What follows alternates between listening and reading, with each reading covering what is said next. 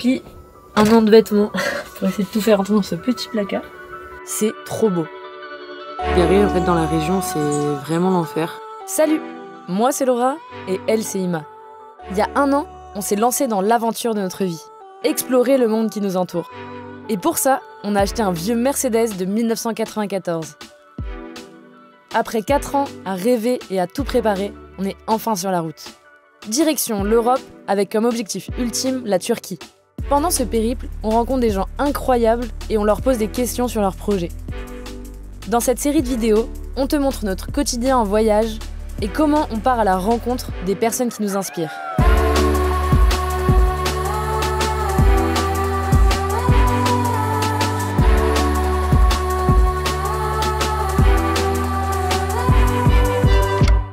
En 2019, on se rencontre avec Ima et on a un rêve commun, partir à l'aventure.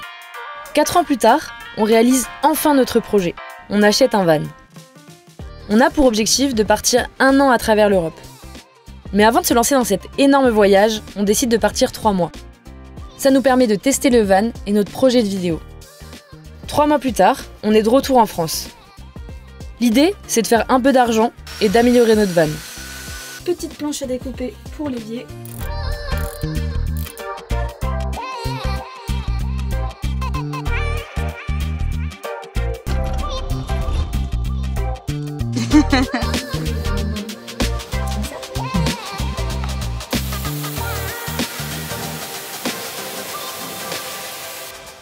Puis un an de vêtements pour essayer de tout faire entrer dans ce petit placard.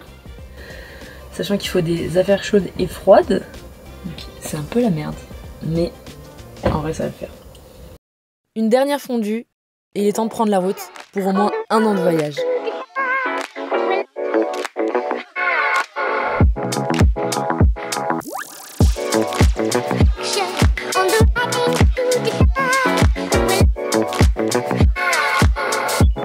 Notre premier objectif est l'Italie.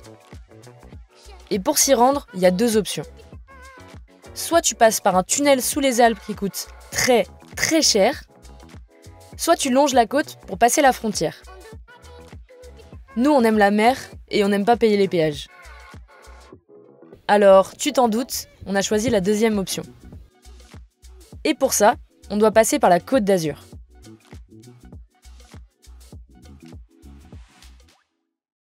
Ah, la French Riviera, cette région du sud de la France collée à la frontière italienne.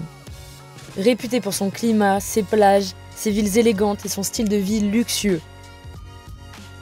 Ses stations balnéaires prestigieuses comme Nice, Cannes, Monaco et Saint-Tropez, qui attirent des visiteurs du monde entier avec leurs casinos, leurs festivals de cinéma, leurs ports de plaisance et leurs boutiques de luxe. Bon, jusque-là, on est bien à l'opposé de notre style de vie. T'as posé. Et on nous a dit que c'était un peu galère à visiter en van. Mais on veut voir ça par nous-mêmes. Et nous, ce qu'on aime le plus en voyage, c'est les spots naturels en bord de mer et les beaux paysages. Ça tombe bien, on nous a aussi dit qu'il y en avait plein. Et ça nous donnera peut-être un aperçu différent des villes luxueuses qui font la réputation de cette région. Et franchement, au début, on n'est pas déçus. C'est trop beau. Magnifique. C'est un peu froid, mais ça fait trop du bien d'entendre la mer.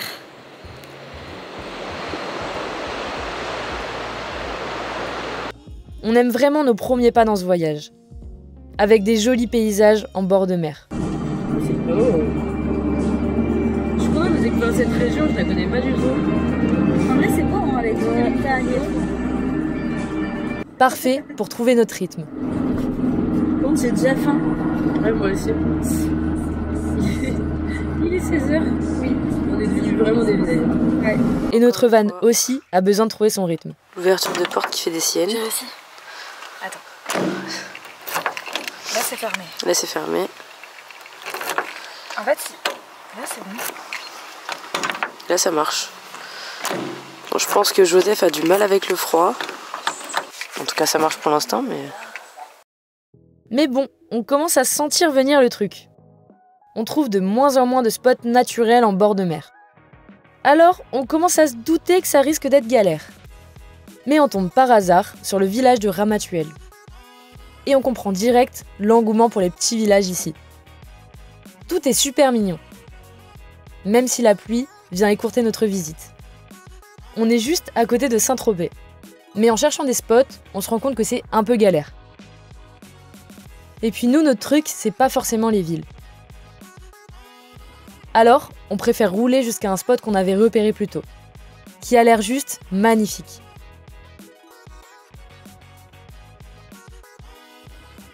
Et franchement, mis à part le fait qu'on soit en bord de route, c'est trop beau. Entre les falaises ocre et la mer bleue. C'est donc ça les paysages idylliques de la Côte d'Azur. Il est quand même 18h23. Et on est à table. Ouais. Mais en même temps, avec le soleil, on peut pas... C'est un peu compliqué la vie en van en hiver, quoi. À 17h30, tu fais nuit, t'as l'impression que tu vas aller dormir. Malheureusement, des spots comme ça, il y en a de moins en moins.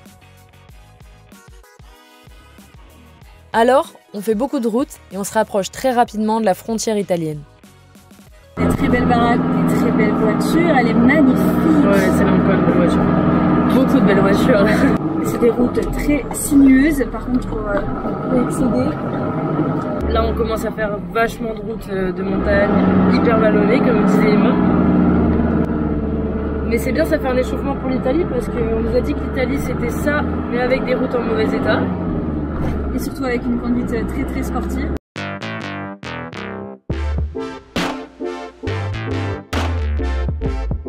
Les spots trop beaux se font rares et surtout se méritent.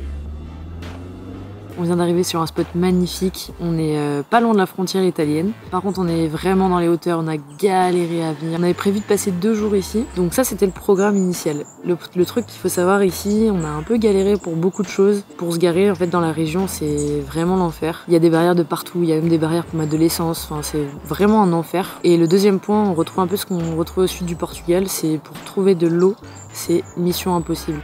Il y en a pas mal dans les petits villages, dans des fontaines, etc. Sauf que le problème, c'est que nous, on n'a pas de bidon. On a carrément pris l'autoroute, on a payé l'autoroute pour aller dans une station-service où il y avait de l'eau. Au final, la station-service a été rénovée, donc ils ont coupé les accès à l'eau pour les camping-cars et les vannes. C'était un peu sur la réserve. Et on pensait quand même qu'on avait de quoi tenir au moins là jusqu'à demain en faisant attention. Sauf que, en fait, on est carrément à sec. Là, j'ai voulu faire la vaisselle, au moment de rincer plutôt du tout. Donc, on sait pas trop comment on va faire. Le truc, c'est que si on bouge du spot, je pense pas qu'on revienne parce que c'était un peu galère pour venir quand même. C'est la première galère. En même temps, on n'a pas trop anticipé le truc. Mais bon.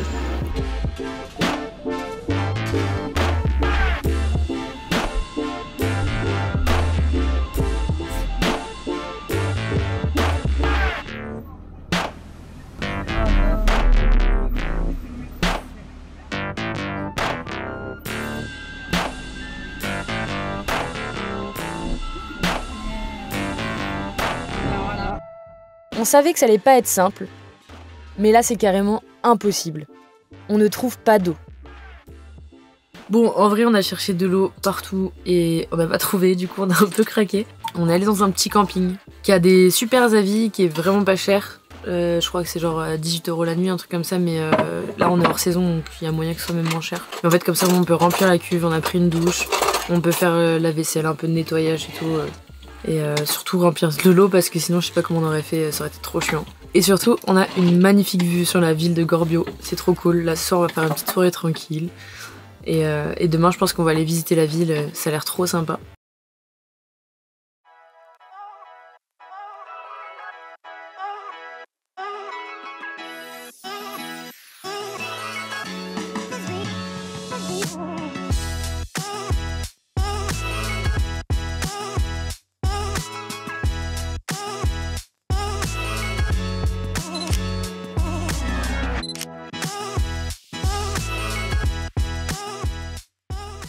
Tout là-bas, c'est l'Italie. C'est là où on va. Ça y est, la mission eau, enfin réussie. Bon, en vrai, on a dû aller dans un camping. Hein, qui était fermé, mais qu'il a bien voulu nous réouvrir pour nous. En plus de nous ouvrir alors qu'il est fermé, le proprio est trop sympa. Ah, Tellement sympa qu'à la place de lui payer la nuit au camping, il préfère qu'on lui achète du fromage à l'épicerie. faites un bon voyage. Bah, merci. Ben, merci beaucoup. On ramène le fromage tout à l'heure.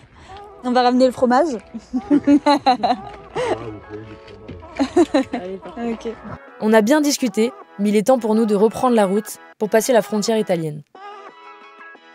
Bon, après avoir bien galéré à trouver, on a enfin un endroit avec une plaque d'égout pour vider les eaux usées parce que là, franchement, on n'en pouvait plus. On a galéré, ça fait 3 jours qu'on cherche, on n'a rien trouvé. Du coup, on est trop contente. On va pouvoir aller en Italie avec de l'eau propre, avec les eaux sales vidées, et c'est cool. On a hâte. Honnêtement, cette région, c'est pas notre coup de cœur, car elle ne correspond pas vraiment à ce qu'on cherche en voyage. Mais il y a quand même plein de choses à faire et à voir. Et on comprend les personnes qui adorent y aller, car c'est magnifique. On a fini par une note très humaine, loin des casinos et des voitures de luxe. Comme quoi, faut vraiment pas se fier à ses préjugés. En bref, c'est une région avec plein de trésors qui méritent d'être explorés. Mais nous, on doit continuer notre chemin, car un long voyage nous attend. On vient juste d'arriver en Italie et on kiffe, les locaux sont trop sympas. Et voilà, on espère que la suite va bien se passer. Il y a Ima qui a déjà trouvé un copain. Oh, non, pas du tout le copain. Merci d'avoir regardé cette vidéo. N'hésite pas à t'abonner pour soutenir notre projet et à nous suivre sur nos réseaux si tu veux voir notre aventure en direct.